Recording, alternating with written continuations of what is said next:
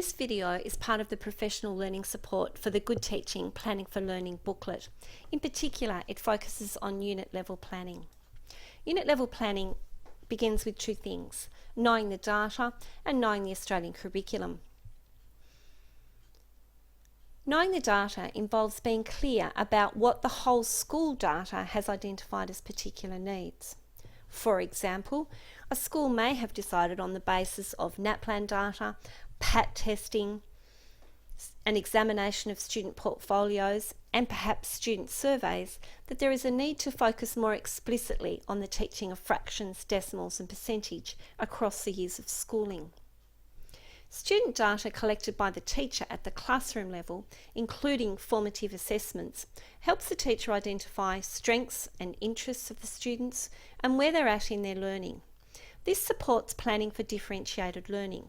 For example, if planning a unit on fractions, decimals, and percentage at Year 5, the teacher might find that there are some students who are very confident and capable in this area of the curriculum, and therefore there is a need to plan for some differentiated learning to take them deeper into their understanding.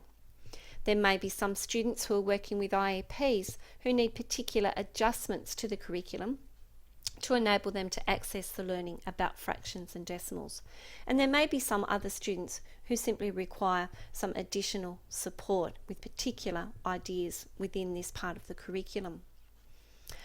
Knowing the Australian curriculum involves being clear about a number of things. Firstly, take a look at the year level description.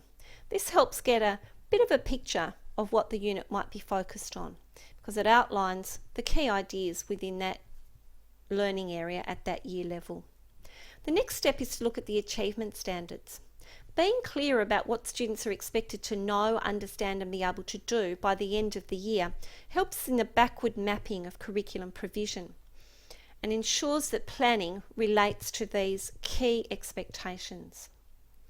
Looking at the content descriptions is also really important, because that helps the teacher understand the relevant content to cover for this unit of work in order to address the particular aspects of the achievement standards. And looking at the scope and sequence documents is also important, because it gives a picture of how concepts develop over the years of schooling. And once again, this supports differentiation, particularly if content differentiation is being considered.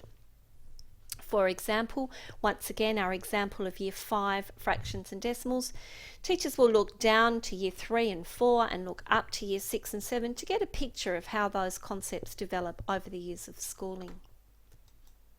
Here we see a blank unit plan.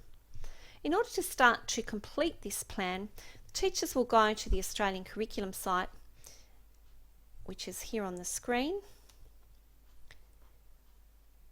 And here we see F to 10 curriculum. Because we're considering mathematics, we click on mathematics, we go to Foundation to Year 10 curriculum, and we're interested in Year 5. The first thing we'll do is scroll down and look at the achievement standard. Here we've got a clear picture of what it is that students are expected to know about fractions and decimals by the end of the year. We see that they're expected to order decimals and unit fractions and locate them on number lines, add and subtract fractions with the same denominator, continue patterns by adding and subtracting fractions and decimals. So this helps with the backward mapping. Obviously, one of the things that students will be doing is working with number lines, and they'll also be working with adding and subtracting fractions with the same denominator.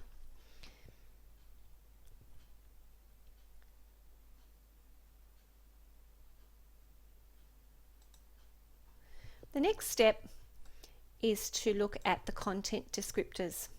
Here we see the content descriptors in the substrand fractions and decimals. This is what teachers are expected to teach, teaching students to compare and order unit fractions and locate and represent them on a number line, investigate strategies for solving problems involving addition and subtraction of fractions with the same denominator, recognise that the place value system can be extended beyond hundredths, and compare, order and represent decimals.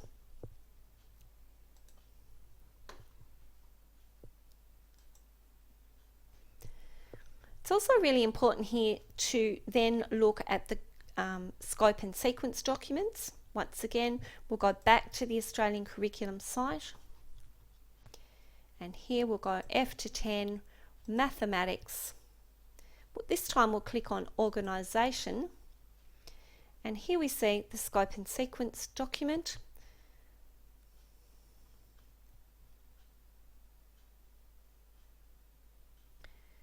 Now that this is loaded, we can scroll down, and here we see the scope and sequence from, in this case, year 1 through to year 6 for fractions and decimals.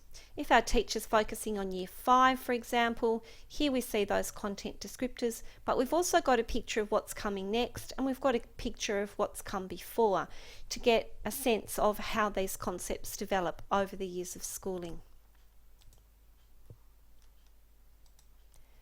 Here we see the completed Australian Curriculum Unit Plan. We've got Mathematics, Year 5. The relevant aspects of the achievement standard have been pasted in, along with the relevant content descriptors. Here we've got the learning goals. What will students know, understand and be able to do as a result of this unit?